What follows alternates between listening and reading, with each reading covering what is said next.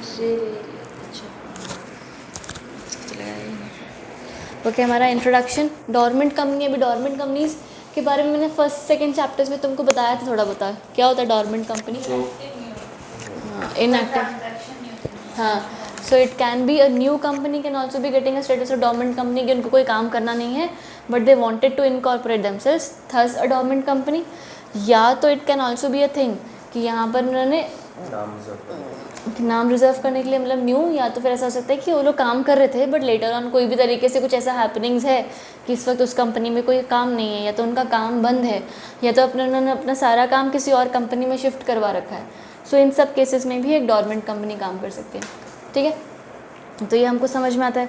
तो उन्होंने फर्स्ट वाले में यही लिखा है, dormant company means a company in which is an inactive company, inoperative company that is not carrying out any business activity and has applied to the registrar to change its status in the registrar of companies maintained by the said registrar of companies from active to dormant। कि उन काम तो करना नहीं है, कुछ है नहीं इनके पास, और ये वाला उन्होंने आरओसी को एप्लीकेशन करी कि हमारा स्टेटस एक्टिव से डोरमेंट शिफ्ट कर दो।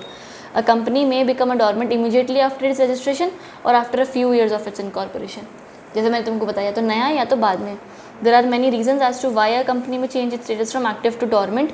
The major reason or such change is that it gives the company the liberty to start its business activities after a few years rather than incorporating a new company at that time and साथ साथ में काम करने के लिए, right?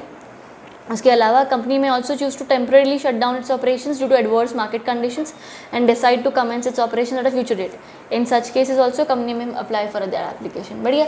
तो यार अगर तुम काम नहीं कर रहे हो तो मत करो, उसके लिए डोरमेंट स्टेटस लेने की क्या ज़रूरत है, राइट? या तो तुमको रिजर्व करना था अपना, तुमने नाम कर लिया, इनकॉर्पोरेट हो गए हो तो रहो, मत करो कोई काम, उसके लिए डोरमेंट का क्या ज़रूरत है, राइट? तो कुछ लोग ये डोरमेंट का स्टेटस अप्लाई पता है क्यों करते हैं? मेनली इसलिए करते हैं क्योंकि डोरमेंट कंपनीज को कंप्लायंसेस बहुत कम होते हैं। बात समझ में आ रही है? वैसे आपको 4 बोर्ड मीटिंग करनी है ना, 4 बोर्ड मीटिंग करनी है, जनरल मीटिंग करनी है अगर करनी पड़ रही है, फिर आपको कोई एनुअल रिटर्न्स, कुछ रिटर्न्स फाइल करने हैं, कुछ कंप्लायंसेस है, कुछ लॉज हैं, ये सब कुछ करना है। पर अगर आप डोरमेंट बन जाते हो ना, फिर आपको इतने सारे काम नहीं करने पड़ते हैं। इसलिए लोग एप्लीकेशन करके स्टेटस लेते हैं डोरमेंट का कि हम काम तो कर नहीं रहे, फिर ये सारे ज़बरदस्ती के कंप्लायंसेस ना करने पड़े। हाँ होता है, वो पढ़ ही रहे हैं आगे कि कुछ होते हैं सिग्निफिकेंट कि चेंजेस कि आप डोरमेंट का स्टेटस ले लो। बाकी वैसे आप नॉर्मल, हर बार ही मैं हर बार कहती हूँ, आप एक नॉर्मल कंपनी बनते हो, एक नॉर्मल कंपनी, उसके बाद आप एप्लीकेशन करते हो कि मुझे डोरमेंट का स्टेटस दे दो। ठीक है, you incorporate as a normal company only. अब ये केस लॉ तुम्हारा काम का वैसे है नहीं, चलेगा, रहने दो। सेक्शन 455 आ जाओ अगला। 455 the Companies Act, read with Companies Miscellaneous Rules 2014, stipulates that the provisions related to dormant company where a company is formed and registered under this act for a future project or to hold any assets or intellectual property without any significant accounting transaction। सिर्फ अपने नाम पर कुछ asset hold करना है, सिर्फ अपने नाम पर कोई IPR होल्ड करना है, उसके लिए वो बनी है। सच a company or an inactive company may make an application to the ROC in such manner as may prescribed for obtaining the status of dormant। Dormant company में इधर भी है पब्लिक कंपनी, प्राइवेट और OPC, कोई फ़र्क नहीं पड़ता। ठीक है, नेक्स्ट जो है for the above purposes. Inactive मतलब क्या होता है? इनएक्टिव मतलब अगर मैं को इनएक्टिव, हाँ, काम नहीं करी, वो काम नहीं करने का उन्होंने मतलब बोला कि आप कोई बिजनेस नहीं कर रही हो, आपने कोई सिग्निफिकेंट अकाउंटिंग ट्रांजैक्शन नहीं किया है पिछले 2 सालों में, ना ही आपने कोई फाइनेंशियल स्टेटमेंट्स फाइल किए हैं पिछले 2 सालों में। आया पक्की बात? अब जो ये सेकंड वाला था ना, सिग्निफिकेंट अकाउंटिंग ट्रांजैक्शन, इसका मतलब वो समझाएंगे और ये चीज़ इंपॉर्टेंट है इस चैप्टर के अंदर। ठीक है, जो इस चैप्टर की सब कुछ इंपॉर्टेंट नहीं है, इसमें जो इंपॉर्टेंट है वो मेन कर लो। अब सिग्निफिकेंट अकाउंटिंग ट्रांजैक्शन का मतलब क्या हुआ कि आपने कोई भी ऐसी बड़ी ट्रांजैक्शन नहीं की है, और ये नीचे है except these ones, except the ones, कौन सी, आपने सिर्फ रजिस्ट्रार को कोई फ़ीस पे की है, फिर भले वो फीस कितनी भी हो, ये तो काम करना ही पड़ेगा ना, ये कोई अकाउंटिंग ट्रांजैक्शन नहीं है, ये एक ऑब्लिगेशन की फुलफिलमेंट है, राइट? तो कोई सिग्निफिकेंट अकाउंटिंग ट्रांजैक्शन के अंदर रजिस्ट्रार को पेमेंट नहीं आता। अगला, payment made by company to fulfil the requirements of the act और any other law, making sense? अगला, allotment of shares to fulfil the requirement of this act, और अगला, payment for maintenance of its office and records. बढ़िया set है, clarity है। So all the transactions apart from the above mentioned transactions will be considered as significant accounting transaction. If a company has made only the above in the last 2 financial years, then the company shall fall under the category of inactive company. आया? उसके बाद इन्होंने कुछ काम का बोला है क्या? एप्लीकेंट ठीक है. तो फाइनली आपको फर्स्ट लाइन में दिया, देखो ऑन रजिस्ट्रार ऑन कंसिडरेशन वो अलाउ कर देंगे आपको स्टेटस डॉर्मेंट का, बढ़िया, और एक इशू कर देंगे certificate allowing the status of dormant, और उसके बाद and also maintain the register of dormant companies, आपका नाम डॉर्मेंट कंपनीज के रजिस्टर में डल जाएगा. फिर अगर एक डॉर्मेंट कंपनी है तो उसके अंदर मिनिमम 3 डायरेक्टर होते हैं in case of a public company और 2 in case of a private company, 1 in case of OPC. ये सेम है जैसे नॉर्मल कंपनीज में होता है. Further it shall file required documents and pay fees as may be prescribed by the registrar. Fees भी इनकी कम हो गया as to retain it dormant status. बढ़िया. द डॉर्मेंट कंपनी में become an active company on the application made by him. बढ़िया है. कुछ डाउट है अब तक? अगला ये पैराग्राफ इंपॉर्टेंट है. A company may retain its status of dormant company for 5 years once it has obtained the dormant status. After its registrar may strike off the name of the company from the registrar of companies if the company failed to comply with the requirements of the section. बढ़िया. तो 5 साल के लिए तो आप validly dormant रह सकते हो. फिर अगर आप इतने साल हो गए अभी भी आप एक्टिव हो ही नहीं हो, फिर अब रहने ही दो, हम आपका नाम काट रहे हैं. ठीक है, आ गया समझ? अगला भी एडवांटेजेस ऑफ डॉर्मेंट कंपनी, ये भी काम के होते हैं. ये इसमें चैप्टर में यही सारा है पूछने वाला. ठीक है, तो तुम्हारा वो 5 वाला सिग्निफिकेंट अकाउंटिंग ट्रांजैक्शन वाला advantages. Helps preserving the domain name, इतना कर लेना. ठीक है, जो मैं बोल रही हूँ. उसके बाद अगला offers excellent advantage to the promoters who want to hold an asset और intellectual property under the corporate shield. है ना, एक कॉर्पोरेट IPR या नेम या कोई कंपनी के नाम पर आपका होल्ड हो जाता है. अगला पढ़े, यही समझ में आ गया. It assist the company in projecting more positive image to potential customers and और लेंडर्स. मतलब क्या हुआ कि कंपनी के अंदर सिग्निफिकेंट अकाउंटिंग ट्रांजैक्शन नहीं हो, पर आप अगर जब काम शुरू करोगे तो आप तो बोलोगे ना कि हम तो 2004 से बने हुए हैं, भले तुमने 5 साल कोई काम नहीं किया, पर बने तो 4 से हुए हो. तो एक तरीके से एक इमेज अलग पोर्ट्रे होती है उसके वजह से. फिर तुम्हारा है once a company is registered as dormant annual return can be filed using a simplified form MSC3. ठीक है. Also the board meeting to be conducted by the company is reduced. देखो वैसे 4 होती है, ऐसे रिड्यूस्ड है. Compliance burden the company is also reduced. Not liable to pay taxes until it is reactive. सबसे बड़ा advantage. Not required to include statement of cash flow. जब भी आप फाइनेंशियल स्टेटमेंट्स बनाओगे कैश फ्लो नहीं बनाओगे. अगला rotation of auditors not applicable. Rotation of auditors याद है 5 साल के लिए अप्लाई होता है, फिर 3 साल का गैप होता है ऑडिटर के अपॉइंटमेंट में, फिर 5 साल. याद आ रहा है, पढ़ाया था मैंने अगर हल्का फुल्का है. उसके अलावा इट इज़ ईजियर. ठीक है, 1-2 कि AGM भी आपका कुछ है points. Lower salary requirement cost, ये भी लिखा देखो second last line. For example dormant company मिला, not hold AGM every year and not hold 4 meetings. तो कितना फ़ायदा है इनको अगर इनएक्टिव ही हैं तो. Easier to require active status. बढ़िया, ये सब हो गया. फिर तुम्हारा है compliances. Compliances for dormant company क्या क्या, ये फर्स्ट तो तुमको पता है वही है 3-2-1 वो हो गया. फिर continue to file return of allotment. Hold at least 1 board meeting in every half year. मानी कि मतलब क्या हुआ, साल में 2, 1 इन ईच हाफ, मतलब आधे साल में 1, तो इस पूरे साल में 2. Gap between 2 meetings not more than 90 days. Maximum gap 90 days, maximum लिखा है वहाँ पर, नॉट मोर मतलब. अगला maximum tenure can remain dormant is 5 consecutive years. If a company remains dormant for more than 5 तो रजिस्ट्रार आपका नाम स्ट्राइक ऑफ कर देगा, काट देगा. Dormant company is required to file return of dormant company MSC3 annually है. फिर वही लिखा है कैश फ्लो ज़रूरत नहीं है, रोटेशन होते नहीं है. सेम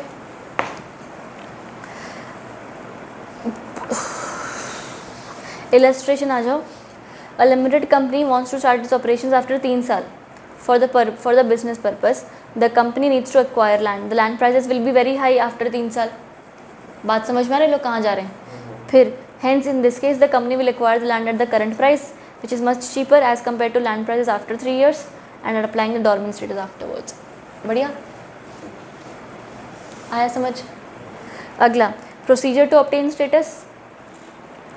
कंपनीज खुद एप्लीकेशन कर देंगी suo motu on its own. तो कंपनी अगर कोई काम नहीं कर रही है और उसको लग रहा है कि मुझे पूरा रेगुलर स्टेटस लेने की ज़रूरत नहीं है, तो I will obtain a dormant status by applying to the ROC। ठीक है, तो कंपनी ROC को अप्लाई करेगी in MSc 1 along with fees as may prescribed after complying with the provisions. बढ़िया, आ गया। अगर कंपनी ऊपर के क्राइटेरियाज मीट कर रही है तो वो अप्लाई कर देगी और डॉर्मेंट का स्टेटस ले लेगी। However it can also be sometimes by the ROC। तुम काम नहीं कर रहे हो, तुम्हारा 5 साल से कोई काम नहीं हुआ है, 10 साल से कोई काम नहीं हुआ है या जो भी, पर तुमने डॉर्मेंट स्टेटस नहीं लिया, फिर कंपनी तुम्हें दे सकती है अगर कंपनी को लगता है तो। ठीक है, देखो, हाँ कंपनी नहीं, हाँ सॉरी, ROC दे सकती है। ठीक है, so in case of a company which has not filed financial statements और annual returns of 2 financial years consecutively, पिछले 2 साल के तुमने नहीं फाइल किए, the ROC shall issue a notice of the company and enter the name of such company in the register of dormant companies. Hence, it is not always the company which applies the status. Even ROC is empowered suo moto on its own to change the status. The registrar shall initiate the process of striking of the company if the company remains as dormant for 5 साल से ज़्यादा। Same लिखा हुआ है। Maximum period for which the company can be, अरे यार वापस से 5 साल, where a company fails to comply with the requirements, तो नाम स्ट्राइक ऑफ हो जाएगा। कुछ नया बोला है पूरे पे? Pre requisites for obtaining status वही होगा। देखो अभी आपको अगर डॉर्मेंट स्टेटस अप्रूव करना है तो ये सारी चीज़ें अगर आपके पास है तो फिर आपका क्या बोलते हैं, नहीं मिलेगा डॉर्मेंट स्टेटस। उल्टा लिखा है, ध्यान से पढ़ोगे तो। As per rule this the registrar shall not grant the status of dormant company if, अगर आप पर कोई इंस्पेक्शन, इंक्वायरी, इन्वेस्टिगेशन चल रही है। दूसरा, prosecution has been initiated and pending against the company under any other law, मतलब आप पर केस चला है और वो पेंडिंग है। पब्लिक डिपॉजिट्स, आप लोगों ने आपके कंपनी में डिपॉजिट्स पैसे दिए थे और जिसको आपने अब तक रिटर्न नहीं किया, वो डेट आ गया आउटस्टैंडिंग, विच आर आउटस्टैंडिंग और the companies default payment thereof. बढ़िया। फिर अगर आपने कोई आउटस्टैंडिंग, आपका लोन है, पब्लिक डिपॉजिट है ना और आउटस्टैंडिंग है, तो आप नहीं बन सकते डॉर्मेंट। पर अगर आपने किसी बैंक से लोन लिया है, फिर आप ज़बरदस्ती ना, देख एक चीज़ समझ के देखो कि आपने बैंक से लोन लिया है, आप नॉर्मल रैंडम काम भी करे जा रहे हो, खर्चे करे जा रहे हो, और बैंक को भी आपको लोन देना और आपका कोई काम एक्चुअली है भी नहीं क्योंकि आप डॉर्मेंट बन रखे हो, राइट। तो फिर है ना, ये पंगा ही है ना यार, फालतू खर्चे भी हो रहे हैं, पैसा भी लौटाना है। तो बोला कि अगर हमने बैंक से लोन लिया है ना, तो आप डॉर्मेंट का स्टेटस अप्रूव कर सकते हो, पर एक चीज़ है, आप बैंक से NOC ले लो। NOC is no objection certificate, कि बैंक को आपके डॉर्मेंट बनने में कोई ऑब्जेक्शन नहीं है। बट फिर बैंक क्यों दे रहे हो? बैंक का लोन वापस हो नहीं रहा? क्यों नहीं हो रहा? बैंक का रीपे करेंगे अगर डॉर्मेंट बन गए। हाँ, तब भी करेंगे। हाँ रीपे तो करेंगे, बस डॉर्मेंट का स्टेटस लेना है आपको। If there is any outstanding loan, whether secured or unsecured, in case the company has any outstanding secured loan, the company may apply for the status of dormant after obtaining concurrence मतलब approval, consent from the lender। बढ़िया। उसके बाद है there are outstanding, नहीं, there is no dispute in the management and ownership, company के directors और company के shareholders के बीच में। There are outstanding statutory duties, कोई टैक्स पे करना बाकी है, GST पे करना बाकी है, वो तुमने नहीं पे किया। डिफ़ॉल्ट इन वर्कमैन ड्यूज़, सैलरी नहीं दिया लोगों को। और listed company with in outside India, तो लिस्टेड हो तो फिर डॉर्मेंट नहीं बन सकते कभी भी, कोई भी हालत में। बढ़िया। उसके बाद अप्रूवल डॉक्यूमेंट्स क्या क्या हैं? कुछ नहीं है, बोर्ड रेजोल्यूशन पास करोगे, फिर एक स्पेशल रेजोल्यूशन पास करोगे, फिर तुम्हारे पास ROC को देने के लिए और क्या है, MOA AOA है तुम्हारा, कंसेंट ऑफ लेंडर अगर ज़रूरत है तो, वो सेम ऊपर वाले हैं। Statement of affairs duly certified by the CA। Statement of affairs क्यों चाहिए? क्योंकि हमने बोला कि हमने पिछले 2 साल से कोई सिग्निफिकेंट अकाउंटिंग ट्रांजैक्शन नहीं किया, उसका प्रूफ तुम्हारी किताबों में होगा, और वो किताब सच बोल रही है या झूठ, ये CA के साइन से पता लगेगा। तो हम ये बोल सकते हैं कि CA ने ऑथेंटिकेट किया है, यानी कि साइन किया है, तो वो सच होगा। तो statement of affairs duly certified by the CA। बढ़िया। अगला, latest financial statement and annual return और no objection certificate from regulatory authority. हाँ, कुछ नहीं, सर्टिफिकेट कि कंपनी ने कोई डिफ़ॉल्ट नहीं किया, वो सेम है यार, डिफ़ॉल्ट नहीं किया, आउटस्टैंडिंग ड्यूज में डिफ़ॉल्ट नहीं किया, आप पे इंस्पेक्शन नहीं चल रही, आपके प्रोसिक्यूशन नहीं चल रहा। 4 पेज है, उसमें भी लोग कॉपी कर देते हैं यहाँ से वहाँ। और अब दोबारा से सेम आ गया। देखो प्रोसेस क्या होगा, पहले होल्ड अ बोर्ड मीटिंग, उसके लिए 7 दिन का नोटिस, तभी मैंने वो चैप्टर पहले कराया क्योंकि अब बहुत जगह पर 2-2 टॉपिक निकलते जाएंगे, ठीक है। 7 दिन का नोटिस, फिर बोर्ड मीटिंग फिक्स करने के बाद AGM करने का नोटिस तुम फिक्स करोगे कि AGM कब होगी, राइट। वो AGM का तुमने फिक्स किया, फिर होल्ड करो उसको, उसका स्पेशल नोटिस देखो, पास रेजोल्यूशन, फिर MGT 14, देखो सबको पता है क्या होता है MGT 14 स्पेशल रेजोल्यूशन, फाइल करोगे। फिर MSc 1, ये हम पीछे देख कर आए, डॉर्मेंट स्टेटस लेने के लिए MSc 1 आप फाइल करते हो ना ROC के साथ, कितने दिन में, 30 दिन में आफ्टर पासिंग रेजोल्यूशन। MSc 1 के साथ वो पीछे वाले बोर्ड रेजोल्यूशन की कॉपी, स्पेशल की कॉपी, CA के वो ऑडिटर की कॉपी, ये जो डब्बे वाला टॉपिक है कॉन्करेंस लेंडर फॉर आपको ROC जो है वो MSc 2 में सर्टिफिकेट दे देगा कि लो बन गए तुम डॉर्मेंट, बढ़िया। चलो 1 घंटा भी नहीं लगने वाला है।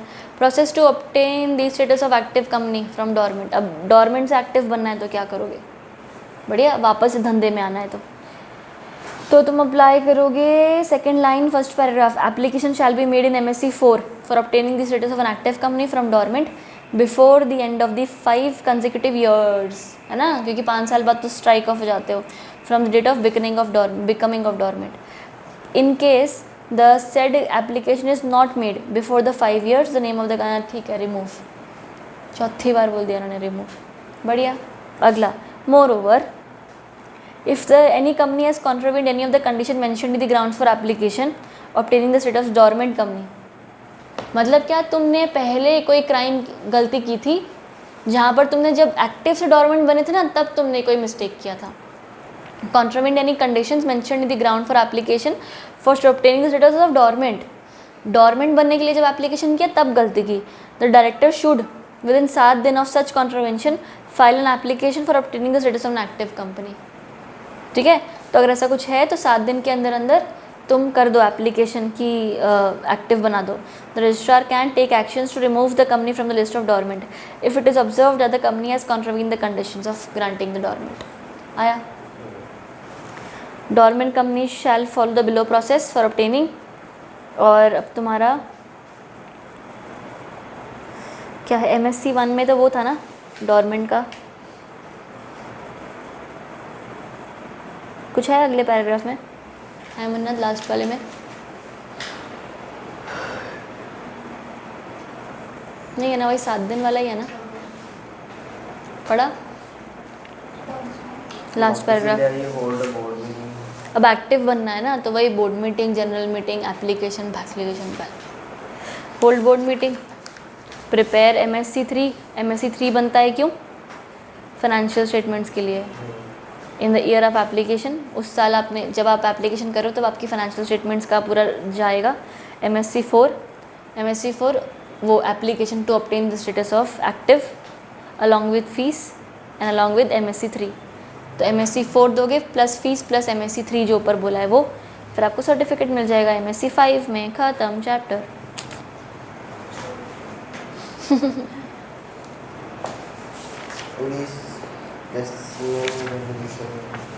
नहीं पढ़ना, स्पेसिमेन रेजोल्यूशन 4 बार